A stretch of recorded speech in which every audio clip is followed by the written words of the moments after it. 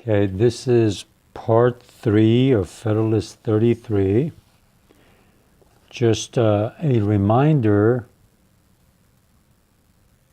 that there are certain lectures that I want you to listen to or watch, and it will make understanding the Federalist Papers and the history of the founding much better. I've already told you about this book, A Brilliant Solution by Carol Birkin. It tells you in brief, in short, what happened that led to the Constitutional Convention in Philadelphia, and also what happened in the convention. There's a video of it on C-SPAN that you can watch. It will help you a little bit. Then other things that might be helpful, watch all the lectures by these professors, Jack Rakoff, by these professors, I should say, Gordon Wood, Joseph Ellis, Pauline Mayer. Those will help a lot, understanding the founding era, as well as understanding what these Federalist Papers were all about. Okay, I'll start with the paragraph that starts like this. But it may be again asked, who is to judge of the necessity and propriety of the laws to be passed for executing the powers of the Union? I answer first that this question arises as well and as fully upon the simple grant of those powers as upon the declaratory clause. And I answer in the second place that the national government, like every other, must judge in the first instance of the proper exercise of its powers, and its constituents in the last.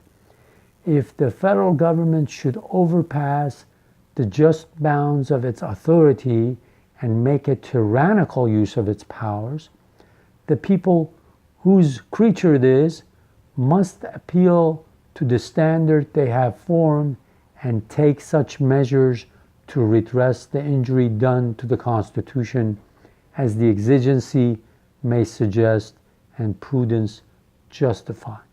So he says, if the federal government steps out of bound and does what people decide it's wrong, it is not good, it's overstepping its bounds or whatever. He says whatever happened, in this Constitution, people are the source of power. People are the fountain of authority. And people can decide and change the federal government, change the members of the federal government, change the congressmen, change the senators, change the president. And he says, we're framing this Constitution in a way that if one branch or one part decides to get tyrannical, the other side can stop it and check and balance it. So he says, at the end of the day, you have to constantly remember that you, people of America, are the main authority. You are the one that can say anything you like and change the way the government is going or acting. The propriety of law in a constitutional light must always be determined by the nature of the power upon which it is founded.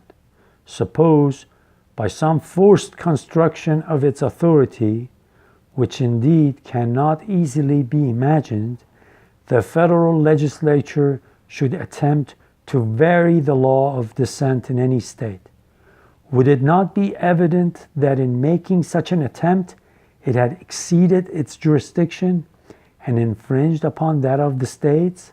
Suppose again that upon the pretense of an interference with its revenues, it should undertake to abrogate a land tax imposed by the authority of a state. would it not be equally evident that this was an invasion of that concurrent jurisdiction in respect to this species of tax, which its constitution plainly supposes to exist in the state governments? So people in the states can stop the federal government on its tracks before it goes too far.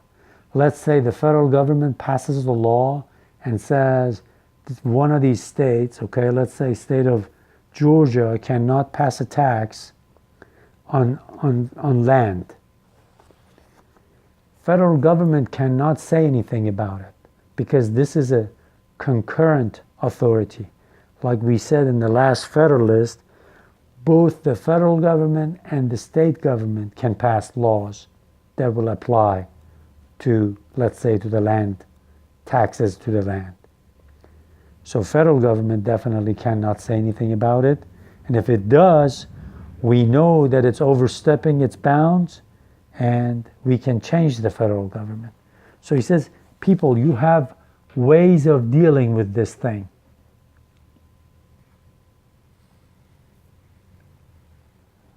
If there ever should be a doubt on this head, the credit of it will be entirely due to those reasoners who, in the imprudent zeal of their animosity to the plan of the convention, in other words, if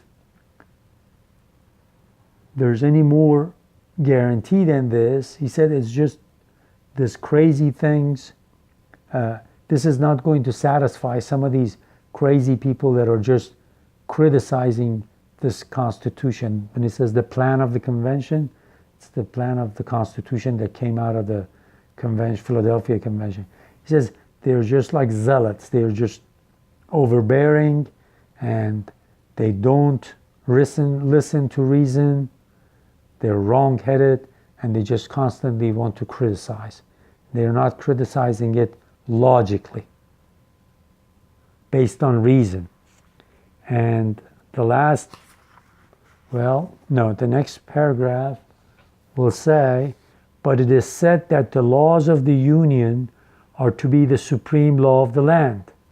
What inference can be drawn from this, or what would they amount to if they were not to be supreme? It is evident they would amount to nothing. A law, by the very meaning of the term, includes supremacy. A law, by the very meaning of the term, includes supremacy. It is a rule which those to whom it is prescribed are bound to observe. This results from every political association. If individuals enter into a state of society, the laws of that society must be the supreme regulator of their conduct. If a number of political societies enter into a larger political society, the laws which the latter may enact, pursuant to the powers entrusted to it by its constitution, must necessarily be supreme over those societies and the individuals of whom they are composed.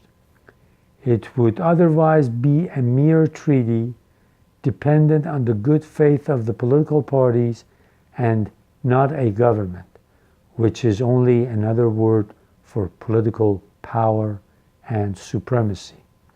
But it will not follow from this doctrine that the acts of the larger society, which are not pursuant to its constitutional power, but which are invasions of the residuary authorities of the smaller societies, will become the supreme law of the land. These will be merely acts of usurpation and will deserve to be treated as such.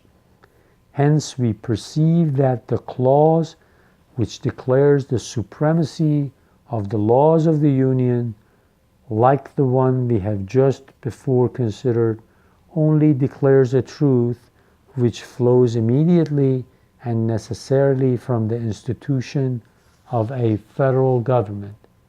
It will not, I presume, have escaped observation that it expressly confines this supremacy to laws made pursuant to the Constitution, which I mentioned merely as an instance of caution in the Convention, since that limitation would have been to be understood, though it had not been expressed.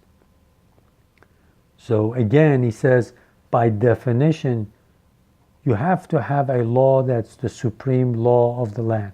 It's the ultimate place you go to as a source to compare any other law against, to see if this law actually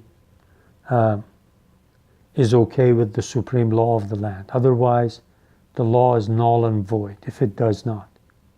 So he says, by definition, in any society, when you enter into a society, you have a lawmaking body, and that lawmaking body makes the law, but these laws have to not contradict the supreme law, the constitution of that society. Because if it does, then it is not valid. So if the Congress passes a law that is not that oversteps its bound and it's not constitutional, the courts will say, no, this law contradicts what we have in the supreme law of the land and does not apply. So he says, we've got all those checks and balances in place, but you have to have the supreme law that every other law should be judged against, should be looked at too, so that you can base whether a law is constitutional or not. So to the critics, he says, there's no way around this. We have to have it. We have to have this system this way. Okay, there's only a short paragraph left, and I'll read it to you.